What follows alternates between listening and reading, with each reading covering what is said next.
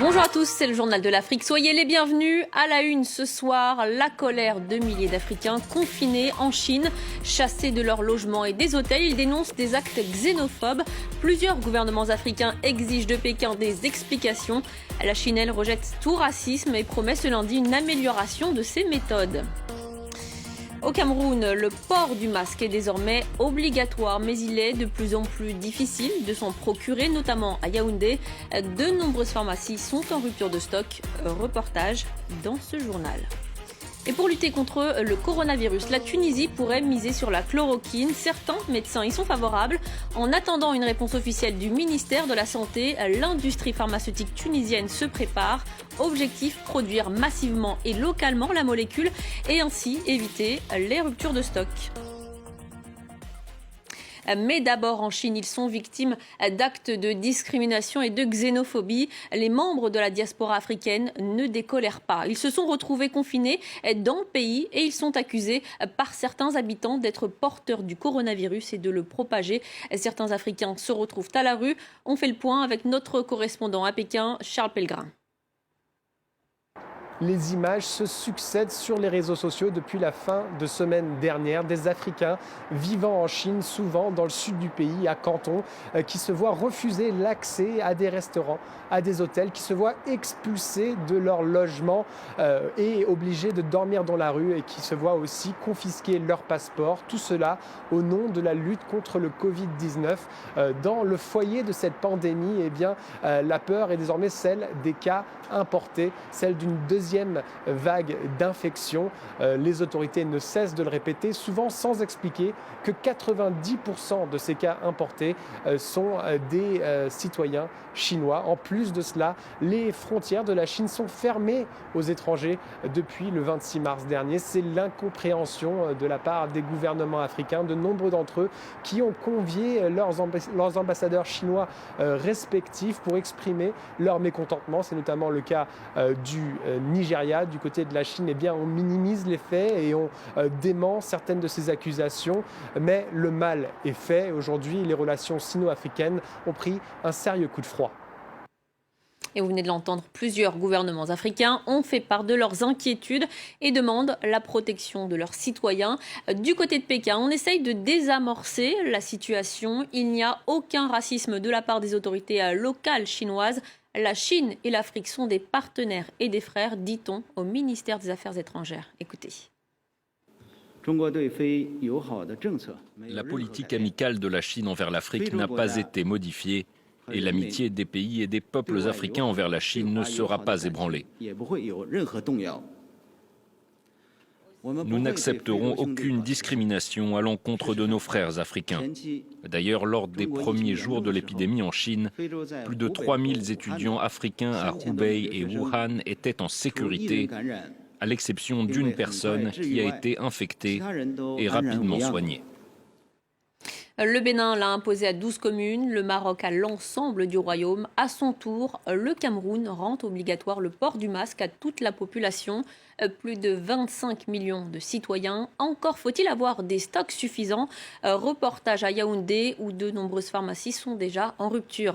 Tony Menga et Luc Amel Nguo. Au cœur de la ville, le nouveau visage de Yaoundé.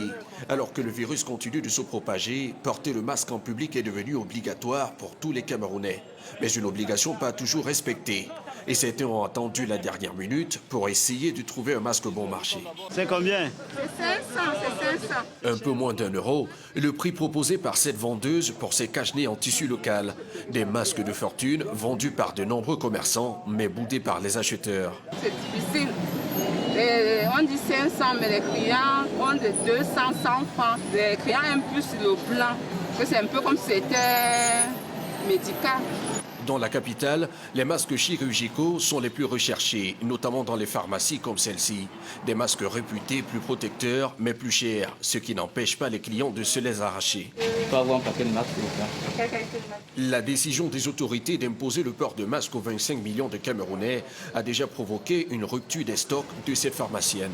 Depuis vendredi, les patients s'activent à eux demander que des masques. Ça fait partie de 40% de notre chiffre d'affaires actuellement. En ce premier jour d'entrée en vigueur de la mesure, le port du masque n'est pas encore un réflexe dans les transports en commun.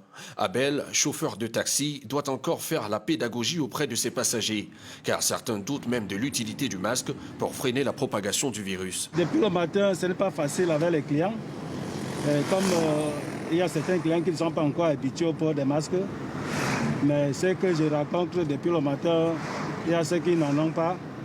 Mais je leur demande qu'il faut aller acheter un port de masque. Le port obligatoire du masque est censé durer 14 jours. Le temps pour les autorités de voir si la mesure a eu un effet positif sur la courbe de contamination qui a grimpé. La République démocratique du Congo a opté pour le confinement partiel de Kinshasa. L'objectif est d'éviter la paralysie totale de la capitale congolaise, le centre-ville. Et plus précisément, la commune de Lagombe, considérée comme l'épicentre de l'épidémie, a donc été isolée des autres quartiers. Mais la mesure en place depuis une semaine suscite beaucoup d'interrogations, comme l'ont constaté nos correspondants Clément Bonnereau et Juliette Dubois. C'est une ville coupée en deux depuis une semaine. 1100 policiers sont mobilisés à Kinshasa pour faire respecter le confinement de la Gombe, le centre-ville de la capitale congolaise. À chaque point de contrôle, une équipe médicale est chargée de prendre la température des passants. Quand quelqu'un présente des symptômes, nous les prenons, nous les mettons à côté. Et si la température persiste, à ce moment-là, nous allons appeler l'équipe d'investigation. À quelques centaines de mètres, le centre-ville est quasi désert. Tous les magasins, à l'exception des banques et des pharmacies, sont fermés. Mais derrière ce calme apparent, les équipes de la riposte sont à pied d'œuvre. Elles désinfectent un à un les bâtiments administratifs, comme cette tour qui abrite plusieurs ministères. Lorsqu'il y a beaucoup de gens, il y a un risque infectieux important. Les membres du gouvernement s'abstenaient à venir au bâtiment, dans leur bureau, par crainte de se faire infecter. En RDC, la pandémie de Covid-19 a touché principalement l'élite politique et économique du pays. La ministre de l'économie elle-même a été infectée. Nous avons pris l'option d'aller commune par commune. Nous commençons par la Gombe, après le Hangalima, et puis nous allons étape par étape. Parce que ici, en fait, c'est le poumon de l'État. Tout ce qui est politique, tout ce qui est administratif, c'est ici. Il fallait commencer par ici. De l'autre côté des barrages, dans les quartiers populaires, le confinement partiel fait débat. La Gombe fait vivre chaque jour des dizaines de milliers de personnes, qu'ils soient employés de bureaux ou vendeurs de rue. Beaucoup se retrouvent désormais privés de leur source de revenus. Des semaines, vraiment, c'est dur. C'est dur. Je ne sais pas vraiment comment est-ce qu'on va s'en sortir. C'est beaucoup. Et moi, je suis photographe. Je ne sais que faire la photo. Le confinement de la Gombe se poursuivra jusqu'au 20 avril. La mesure pourrait être élargie à d'autres communes de la capitale congolaise. Et les autorités sanitaires congolaises ont de nouvelles raisons de s'inquiéter. L'épidémie d'Ebola a ressurgi à l'est du pays. Dans la ville de Béni, un 3e cas a été enregistré. Peu avant, on apprenait le décès d'une enfant des suites de la fièvre hémorragique. Au Mali, le dernier bilan officiel fait état de 123 contaminations et 10 décès. Malgré l'épidémie de Covid-19 et le climat d'insécurité, le gouvernement a décidé de maintenir le second tour des élections législatives. Il se tiendra ce dimanche. Le premier tour était organisé le 29 mars et il n'avait que faiblement mobilisé les électeurs. Les essais cliniques à travers le monde sont toujours en cours, mais de nombreux médecins préconisent déjà l'utilisation de la chloroquine. En Tunisie, les laboratoires pharmaceutiques attendent le feu vert des autorités sanitaires. La molécule pourrait être fabriquée massivement et localement. Voyez ce reportage de Lilia Blaise et Hamdit Lili. Dans ce laboratoire, le rythme de travail ne s'est pas ralenti, malgré l'arrivée du coronavirus dans le pays. Les équipes ont dû être réduites de moitié, mais travaillent 24 heures sur 24, 7 jours sur 7, pour produire des médicaments. Elles se préparent surtout à fabriquer de la chloroquine pour soigner les patients atteints du Covid-19. Depuis la fin de l'année 2019, on a planifié de travailler le développement de ce générique parce qu'il y a plein de patients qui sont atteints de deux pathologies, le lupus et la polyarthrite rhumatoïde, qui ont besoin de cette molécule. Ce laboratoire a constitué un stock de matières premières pour pouvoir produire rapidement et localement. Les médecins utilisent actuellement le Plaquenil pour soigner certains patients du Covid-19, mais ce médicament est importé. Son générique peut aider à anticiper une rupture des stocks. Nous, on a déjà fabriqué une première quantité qu'on pourra commercialiser une fois on a l'autorisation du ministère. Et on a placé une bonne commande de matières premières pour pouvoir enchaîner. C'est certain qu'il n'y aura pas de pénurie et on aura de l'autosuffisance. En attendant l'autorisation de mise sur le marché, la Tunisie a débattu comme d'autres pays des effets secondaires de la chloroquine, mais la majorité des médecins restent favorables à ce traitement, sous condition. Nous sommes pour parce qu'il y a quand même des résultats positifs qui ont été décrits, que c'est un médicament qui est disponible chez nous, qu'il a relativement peu d'effets secondaires et que nous avons les moyens de surveiller les patients pour reconnaître le plus rapidement possible l'apparition d'effets secondaires. Le pays, en confinement total depuis le 22 mars, n'a pas encore connu son pic épidémique, mais il pourrait faire le pari de la chloroquine pour anticiper. Nous l'avons déjà abordé dans le Journal de l'Afrique. L'Union européenne ou encore la Banque mondiale vont apporter une aide économique au continent.